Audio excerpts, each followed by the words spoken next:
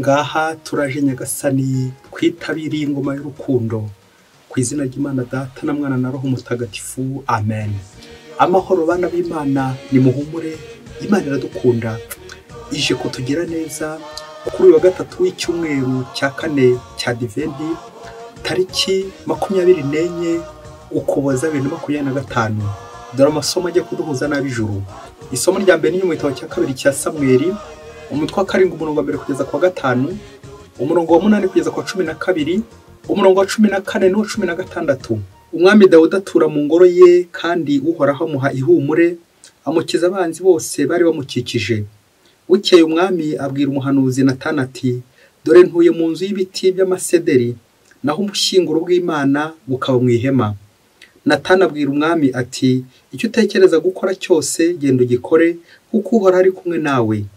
Nuko muri iryo joro ijambo ry'Uhoraho rigera kuri Natani muri aya magambo, genda ubwire umugaragu wanjye Dawudi uti, dore uko Uhoraho avuze, aho ni wowe uzanyubakira inzu kugira ngo nyituremo? Ninjye wakuvanye mu rwuri inyuma y'amatungo, kugira ngo ube umutware wa Isiraheli, umuryango wanjye. Nari kumwe nawe aho wajyaga hose, ngukiza abanzi bose bari baguhagurukiye. Izina ryawe nzarigira ikirangirire, mbese nk'iry'abandi bakomeye bo ku isi. Nzagenera Isiraheli umuryango wanjye ahantu nyihashyire, yihature ari ahayo bwite. Ntizajagajega ukundi, kandi abagome ntibazongera kuyibuza uburyo nk'uko byagendaga kera. Mbese kuva igihe nshyizeho abacamanza ngo bategeke Isiraheli umuryango wanjye kugeza na n'ubu. Naguhaye ihumure, ngukiza abanzi bawe bose, ndetse Uhoraho akubwiye ko we ubwe azakubakira inzu. N'igihe iminsi yawe izaba yarangiye, maze ukazaba uri kumwe n'abasokuruza bawe, nzakomeza inkomoko yawe inyuma yawe. Nzimika uzagukomokaho wowe ubwawe, kandi nkomeze ubwami bwe. Nzamubera umubyeyi, nawe ambera umwana. Inzu yawe n'ubwami bwawe bizahora imbere yanjye iteka, n'ingoma yawe izakomere iteka ryose. Iryo ni ijambo ry'Imana. Zaburi ni 89. Tuzaririmba iteka ryose impuhwe z'Uhoraho. Nzaririmba iteka ryose impuhwe z'Uhoraho kuva mu gisekuruza kujya mu kindi. Umunwa wanjye nzawamamarisha ubudahemuka bwawe, kuko wavuze uti, impuhwe zashyizweho ubuziraherezo, ubudahemuka bwanjye bushinze umuzi mu ijuru. Nagiranye isezerano n'intore yanjye, nuko ndahira Dawudi umugaragu wanjye nti, inkomoko yawe nyishyizeho ubuziraherezo, kandi intebe yawe y'ubwami nzayikomeza kuva mu gisekuruza kujya mu kindi. Wazanyambaza agira turi Data, uri Imana yanjye, uri urutare nkesha agakiza. Nzamukomereza impuhwe zanjye ubuziraherezo, kandi iryo sezerano ntirizasubirwaho. Tuzaririmba iteka ryose impuhwe z'Uhoraho. Nyagasani Yezu nabane namwe. Magambo mu Ivanjili ntagatifu kanditswe na Luka, umutwe wa 1, umurongo wa 67 kugeza kwa 79. Muri icyo gihe Yohani Batisa amaze kuvuka, se Zakariya yuzura Roho Mutagatifu, ahanura avuga ati, ntihasinzwe Nyagasani Imana ya Isiraheli, kuko yasuye umuryango we kandi akawukiza. Yatugoboreye ububasha budukiza mu nzu ya Dawudi umugaragu we, nk'uko abahanuzi be batagatifu bari barabitumenyesheje kuva kera ko azadukiza abanzi bacu, akatugobotora mu nzara z'abatwanga bose. Yagiriye impuhwe ababyeyi bacu, maze yibuka isezerano rye ritagatifu, yandahiro yarahiye Aburahamu umubyeyi wacu, avuga ko namara kutugobotora mu maboko y'abanzi bacu, azaduha kumukorera ntacyo twikanga, turangwa n'ubuyoboke hamwe n'ubutungane iminsi yose y'ukubaho kwacu. Nawe rero wakana we, uzitwa umuhanuzi w'umusumba byose, kuko uzabanziriza Nyagasani ngo umutegurire amayira, ukamenyesha umuryango w'umukiro bazakesha kubabarirwa ibyaha byabo. Koko Imana yacu igira impuhwe zihebuje, ari nazo zatumye zuba rirashe amanuka mu ijuru aje kudusura, akabonekera abari batuye mu mwijima no mu gicucu cy'urupfu, kugira ngo atuyobore mu nzira y'amahoro. Iyo ni Ivanjili ntagatifu. Bayoboke b'Imana, nimugire amahoro. Aha tugeze ni kuri buri munsi. Fungura buri munsi, ufungure buri munsi, ufungure abandi buri munsi, ijambo ry'Imana buri munsi, ineza y'Imana buri munsi. Amasomo twateguriwe afite ingingo remezo y'isezerano. Gukomera ku isezerano ni isoko y'ibyishimo. Muntu waciye mu masezerano, muntu utakigendera mu nzira nyayo y'ukuri uko bikwiye, uyu ni umwanya wo kugira ngo nawe ngere uvugure amasezerano yawe, ayo wagiranye n'Imana, abo mwahuye, abo muganira mu rugo rwawe n'ahandi hose mufite isezerano, komera ku masezerano yawe, niyo soko y'ibyishimo byawe. Hari amazina umunyarwanda yise umwana we ati ntihemuka, nigena, ntibeshya, iyo ni Imana. Turaza kumva uburyo Imana nubwo twebwe twaba abahemu ariko ikomeza kuba indahemuka ku isezerano ryayo, kuko nyine Imana itabeshya. Uyu munsi nubanziriza iminsi mikuru ya Noheli, bikatwibutsa ko Imana idukunda, turi hafi kwakira umucunguzi, kuko Imana itabeshya, Imana ni indahemuka. Yaba nawe komera ku masezerano mwagiranye n'Imana, wakaba wishimye. Turumva mu isomo rya mbere uburyo Imana igiye kuzuza isezerano ryayo yagiriye Dawudi imyaka n'imyaka. Iri sezerano rya Dawudi cyane cyane turisanga muri Zaburi 132 na Zaburi ya 149 nk'uko twabizirikanye, aho Imana igira iti nagiranye isezerano n'intore yanjye, nuko ndahira Dawudi umugaragu wanjye nti inkomoko yanyishyizeho ubuziraherezo, kandi we y'ubwami nzayikomeza kuva mu gisekuruza kujya mu kindi. Amen. Mu kuzura isezerano, Imana ubwayo akaba ari yuzubakira Dawudi inzu. Turumva muri iri somo, mbere yuko Dawudi afite umugambi wo kubakira Imana inzu, afashe umugambi wo kujya gusiganuza umuhanuzi Natani. Twakwibaza tuti iki gitekerezo ko ari cyiza cyo kubakira Imana inzu, kuko Imana yaje kugera igihe irakivuguruza. Turumvamo ibihe bitatu byaranze iyi nzu Imana ashaka kubwira Dawudi. Icya mbere turazirikana ku gisubizo umuhanuzi Natani yahaye Dawudi amubwira ati icyo utekereza gukora agenda ugikore, kuko uhora ari kumwe nawe. Batubwira uburyo Dawudi ashobora kuba yaratuye ho Natani iki gitekerezo kubera amakosa ya Dawudi n'ubundi, kuko tumuzi ko atari intungane gusa, ahubwo hari n'amakosa yakoraga ibwami, ibintu bitari bisobanutse neza. Dawudi ubwo yimakazaga umubiri kurenza guhura n'Imana, ubushishozi bwa Natani ati genda uhora abe kumwe nawe. Nuko muri iryo joro Natani Imana iramutuma, ijwi ry'Imana rimuzamo. Icya kabiri twazirikana kuri iki gisubizo cy'Imana, nuko Imana ari ifati ya mbere, niyo y'ingenzi. Niyo mpamvu nyine ahinduye umugambi wa Dawudi yari afite wo kumwubakira inzu. Nuko Imana akaba inafata uruhare runini, nubwo natwe twashyiramo agacyarageshwa kacu. Imana ni ifati ya mbere, niyo itugenera, niyo itugenga. Nubwo wakomera bwahe ugatsinda kahe, nta na rimwe uzigera ushyikira ubuhangange bw'Imana, nta namwe ari uzagenera Imana. Mbese uri gati imbere y'Imana. Ikindi kandi Nyagasana duha atari uko twebwe twabanje kumuha, ntacyo twabana duhereza Imana, ntacyo twabana dushimiremo Imana. Icyacu rero ni ukwiga kwakira ibyo Imana iduhaye. Imana niyo iduha, niyo itugenera. Icya gatatu twazirikana nuko Imana ariyo izubakira Dawudi inzu. Ntabwo iyi nzu ari ibikoresho bifatika, amasederi, umucanga, amabuye, sima n'ibindi byose bifatika, ahubwo iyi nzu irerekeza kuri Yesu Kristo umwana w'Imana, jambo w'Imana wigize umuntu. Niyo nzu nyirizina y'Imana. Yesu ati nimusenye iyi ngoro, mu minsi 3 nzabana nongeye kuyubaka. Iyo ngoro yavugaga ni umubiri we ko agiye gupfa ariko akazazuka ku munsi wa gatatu. Ngaya amasezerano Nyagasani yuje atwohereza umwana w'ikinege. No mu ivanjiri uno munsi turumva uburyo Nyagasani yuje amasezerano ubwo Zakariya ataratse nawe asingiza Imana. Luka aduha ubwoko butatu bw'ibisingizo. Igisingizo cya mbere cyitwa Magnificat, ni igisingizo cya Bikira Mariya ubwo ataraka asingiza Imana ibyiza yamukoreye. Magnificat, ko Nyagasani mukuye ku gisuzuguriro akamukorera ibitangaza. Igisingizo cya kabiri ni igisingizo cyitwa igisingizo cya Zakariya, Benedictus, anacyo turi guhimbaza none. Igisingizo cya gatatu ni icyitwa Nunc Dimittis, ni igisingizo cya Simewoni, ati noneho Nyagasani sezera umugaragu wawe.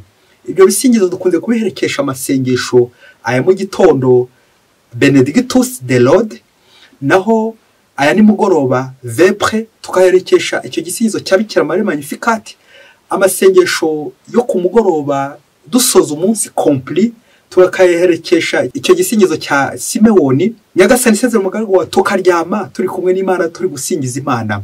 Uyu munsi rero turabona icyo gisingizo cya mbere cya Zakariya, Benedictus, ubwo ataraka asingiza Imana ku byo yamukoreye. Akuza Roho Mutagatifu agataraka agasingiza Imana.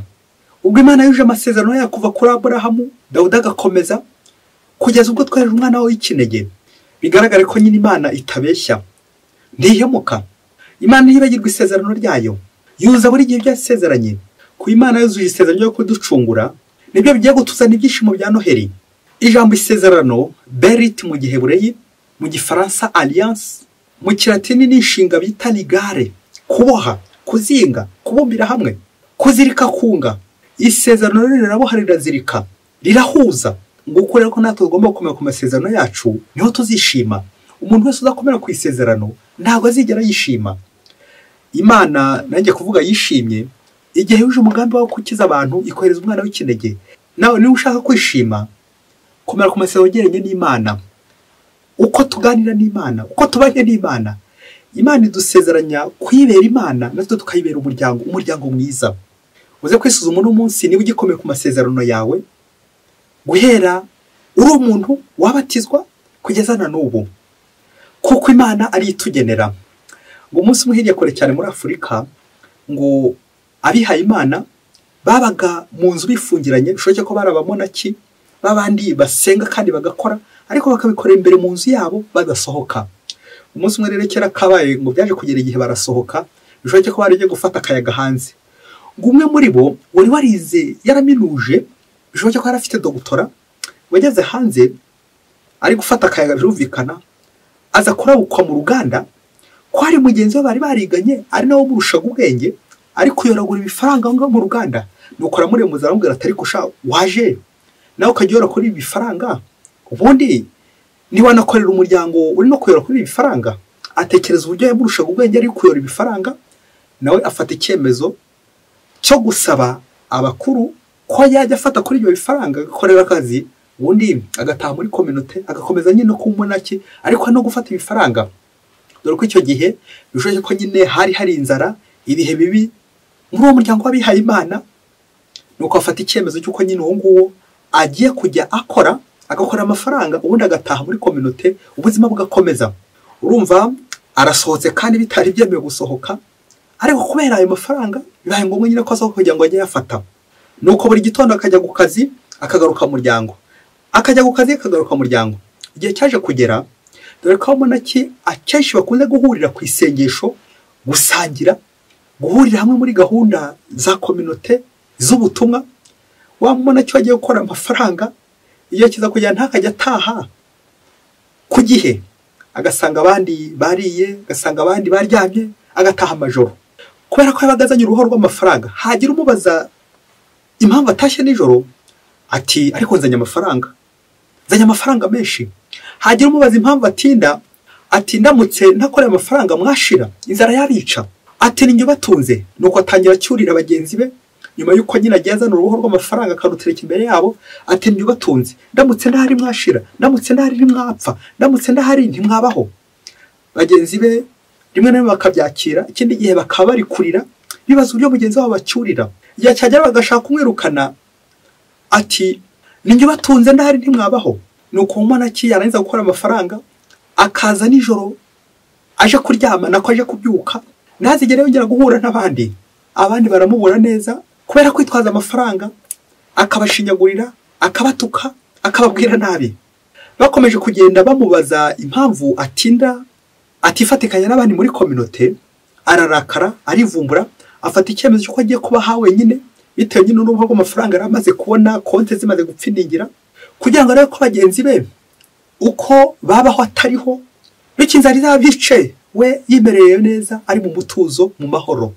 Nuko aragenda abukwe, akajya ataha igihe ashakiye, akaryama igihe ashakiye, noneho ntawe umugendaho, ntawe umubaza, akarira igihe ashakiye, agakora ibyo ashatse neza, byose abaho yigenga, ategereje ko bagenzi b'inzara bica, ategereje ko bagenzi bamutabaza.